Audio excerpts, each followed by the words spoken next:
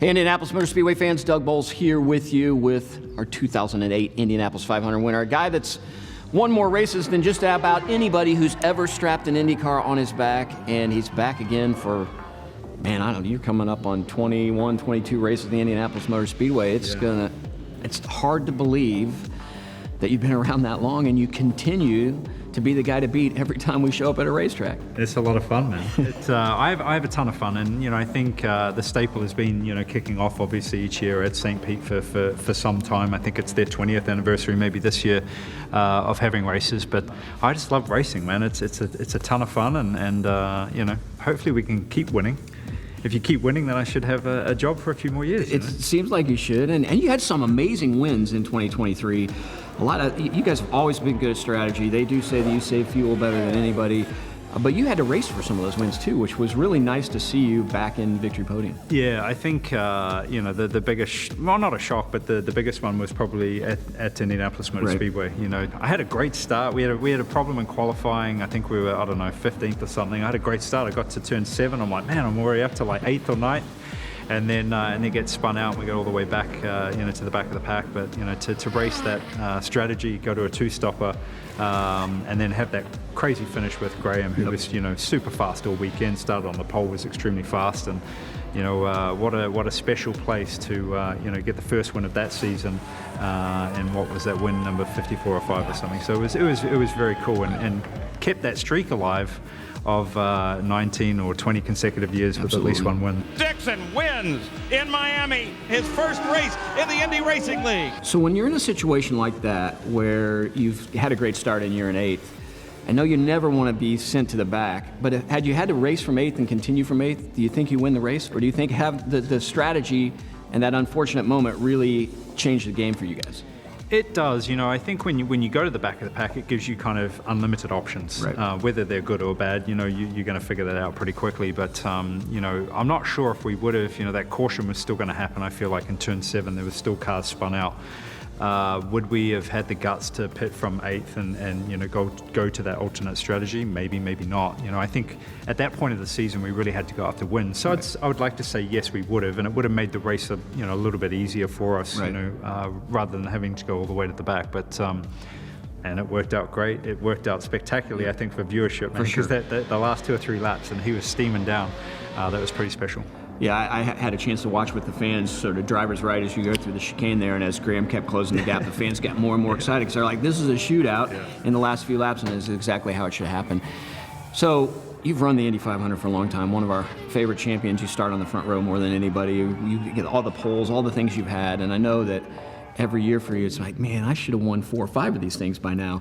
How can you put that behind you, start over at the beginning of every May and go, okay, forget about how it's ended. I still am the guy to beat here at the Indianapolis Motor Speedway when it comes to race day? Yeah, it's kind of you to say that.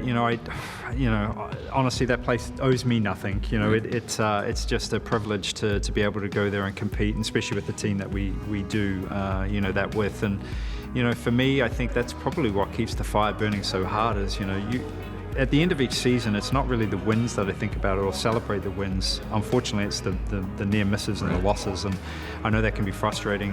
But honestly, I think for me, that's what keeps it burning so hard. Outside of how big the event is, how cool the fans are, how cool the event is, throughout the whole 2 or 3 weeks, just by itself. But on the competitive side, that's what keeps me going, man. I hope one year I can keep knocking on that door and eventually opens. Yeah, absolutely. And I know our fans would go crazy just knowing how much the Speedway means to you. So as you start thinking about the season this year, and a little bit of changes with some people moving around a little bit on a few teams, assess for me kind of where you think the team is this year as we start the season off. You feel good about a chance at another NTT IndyCar Series championship? It would be unprecedented for you to continue to pick up another one like that as we go forward. Yeah, that's definitely the goal. Each season is 2 goals: first to win the Indy 500, second hopefully you can go and win the championship. But I think with our performance at the end of the last season, winning 3 out of the last 4, Palou winning the championship, Ganassi's 15th championship. I think we've won the last 3 out of 4 championships as a team. You want to keep that momentum going. So especially for us, I think we had great stability this year on the 9-car side. there's been a few changes in the years previous, so it's nice to carry that through to next year, and I hope we can just keep that ball rolling. So no big changes. Obviously we've got hybrid coming in kind of mid-season. That's going to be interesting to see if there's any special way that people figure out earlier on that, how to use it. But yeah, I'm looking forward to it, man. Looking forward to getting to the first race and waving that, seeing that green flag wave and try and go for that first win. St. Pete is special to me for many reasons, obviously for the Weldons, but I've never won there too. I really want to win at that place. And that would be a great one for you to pick up. You mentioned the hybrid, and hopefully we're filming this in January as we lead into the kickoff of the season at St. Pete as folks are seeing this, but we had a chance to go to dinner last night, and one of the things I said I'm so excited about at some level is the Indy 500, because the cars will be a little bit lighter in preparation for hybrid, which won't take place till later in the season. So we're going to be 20 or 30 pounds lighter qualifying for the Indianapolis 500. Is it possible, if weather conditions and all were right, that we break a track record at the Speedway?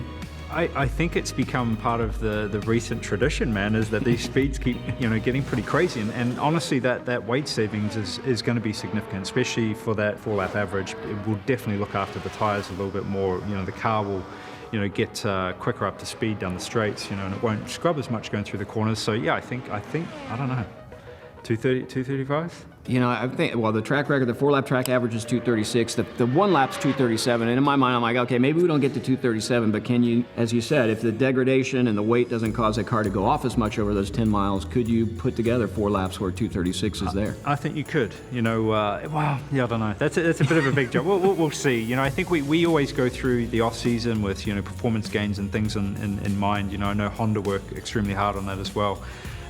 But yeah, if the weather conditions are good, man, like even 23, I thought the speeds we didn't expect to see what we did, and they were big. Scott Dixon had the fastest pole speed ever last year. Alex Palou jumps to the top with a 2:34.2. Eclipses Dixon's time of a year ago. I think definitely a 2:35. I don't know about 36, man. Well, I love seeing him go up, and I know our fans would be excited, and that qualifying, the format changed several years ago, and for traditionalists, we're like, oh man, we got away from 2 weekends, and we got but that format, it's turned out to be so exciting. I mean, you've been there. You've been sitting in those lineup as you get ready to go and put those laps down. You've been in the pole situation on those, but that qualifying is pretty powerful. It's intense. I'm not, I love it, especially when it goes well. But when you're in the moment, you're like, oh, not another run. I don't want to really have to do another run, because you're such on the limit. Right. And when you're on the limit going into the corner at almost 245 miles an hour, man, it's pretty daunting. Right. Especially that first lap. First corner, you're at max speed, and then you haven't driven the car all day. That's your first run. You're not sure whether you're going to come out the other side, man. So it's pretty intense, but that's what makes that place so special. It's just you lay everything on the line. So people talk about how crazy the start is, but I hear oftentimes from drivers the most tense moment are those 10 miles, especially when you're in that final shootout there to try and qualify for the 500. Yeah, for me, it's the focus and determination and the risk that you take, I think, for qualifying. At least in our case, right. Others I think maybe kind of treat it a little bit different, but to go after that, and it's a huge victory, man. To sit on the pole, it's a huge privilege. Scott Dixon is a 5-time Indianapolis pole winner. The race start, I feel like people can be like, oh, you go ahead for a little bit, you go ahead. It's not as intense as that 4-lap average. Yeah, absolutely.